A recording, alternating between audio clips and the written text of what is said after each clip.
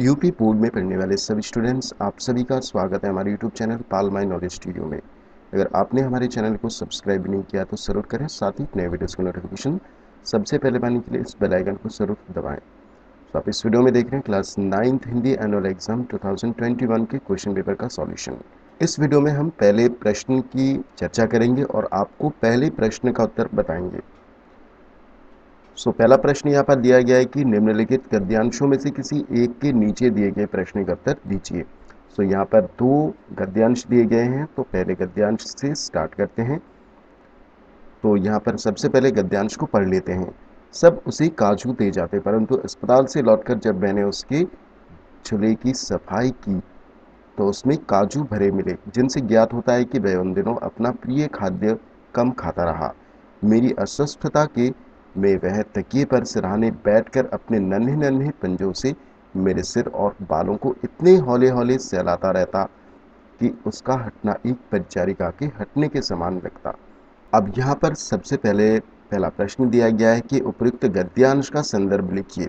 तो ये प्रश्न आपको हर गद्यांश में मिलेंगे। तो यहाँ पर गद्यांश में संदर्भ लिखने का सबसे सही तरीका देखिए, मैं आपको बता दूं कि प्रस्तुत गद्यांश हमारी पाठ्यपुस्तक के गद्य खंड में संकलित पाठ गिल्लू शीर्षक से लिया गया है। इसकी लेखिका महादेवी वर्मा है। तो आपको सबसे पहले ये जो पैराग्राफ दिया जाता है, ये पैराग्राफ आपको पता होना चाहिए कि किस पाठ से ये लिया गया है। तो आपकी हिंदी गद्य में या हिंदी पद्य में जितने भी चैप्टर्स हैं, आप उन्हें एक बार ज़रूर स्टडी कर लें।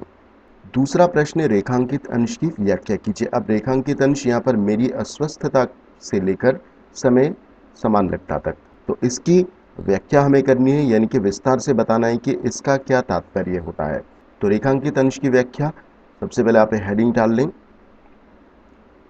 लेखिका बताती हैं कि उनकी अस्वस्थता के समय गिल्लू सदैव ही उनके तकिए के सराहने बैठकर स्नेह एवं प्रेम पूर्वक अपने छोटे छोटे पंजों से उनके सिर व बालों को सहलाता था।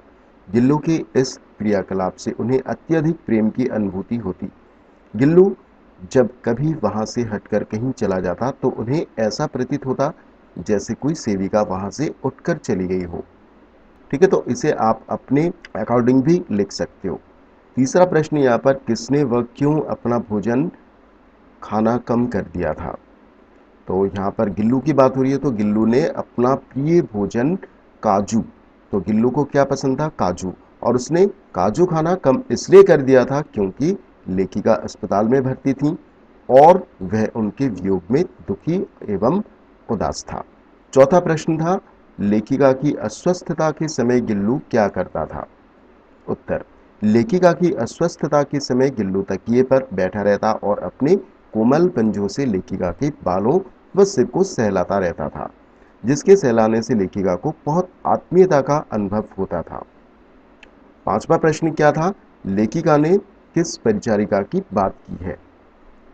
उत्तर, लेखिका ने बताया कि उनकी बीमारी के समय गिल्लू उनके सिरहाने उनके तकिए पर बैठकर अपने छोटे छोटे पंजों से उनके सिर व बालों को सहलाता रहता था, जिससे लेखिका को बहुत प्रेम व ममता की अनुभूति होती थी।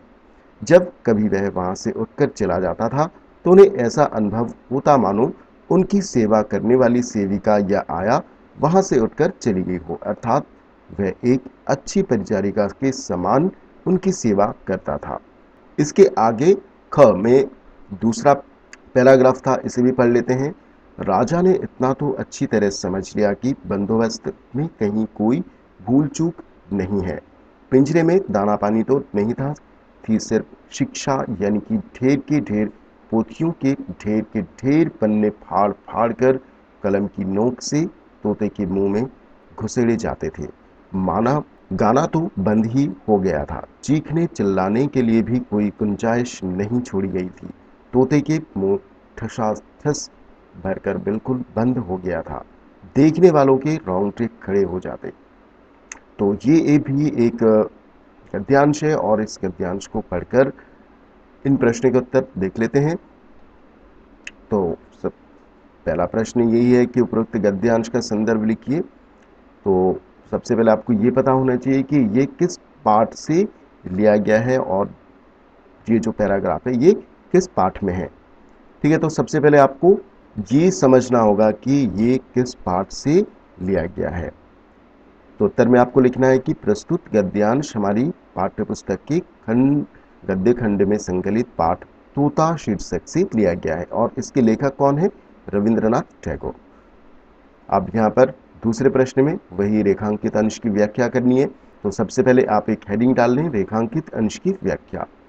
प्रस्तुत पंक्तियों में यह दर्शाया गया है कि राजा तोते को पढ़ाने के तरीके से बहुत प्रभावित हुआ और तोते को देखे बिना ही वहां से चला गया।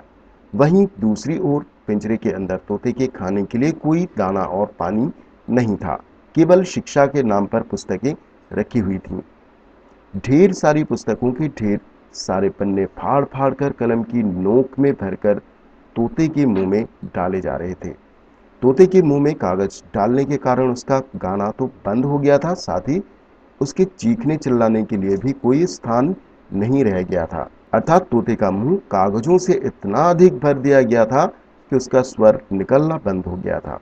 तीसरा प्रश्न, तोते के साथ किस प्रकार का व्यवहार किया जा रहा था।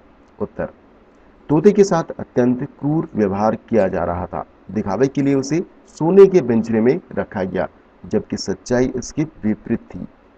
उसे खाने पीने के लिए कुछ नहीं दिया जा रहा था, अपितु पुस्तकों की ढेर और पन्नों को फाड़कर कलम से उसके मुंह में डाला जा रहा था, जिसके कारण उसके मुंह से आवाज तक निकलनी बंद हो गई थी। इस प्रकार तोते की स्थिति अत्यंत दयनीय हो गई थी। चौथा प्रश्न यहाँ पर आता है कि राजा क्या समझ चुके थे। तो उत्तर में आपको क्या लिखना है कि राजा यह बात अच्छी प्रकार से समझ चुके थे कि तोते की शिक्षा के प्रबंध में कोई कमी नहीं थी। राजा तोते को पढ़ाने के तरीके से बहुत खुश व प्रभावित हुए और तोते को बिना देखे चले गए। पांचवा प्रश्न, क्या तोते को शिक्षा सच में दी जा रही थी। उत्तर, नहीं, वास्तव में तोते को शिक्षा नहीं दी जा रही थी, अपितु शिक्षा के नाम पर उस बेचारे के साथ अत्यंत ही अभद्र व्यवहार किया जा रहा था, जिसका परिणाम यह हुआ कि तोते की मृत्यु हो गई। तो ये थे दोनों गद्यांशों के प्रश्न और उत्तर।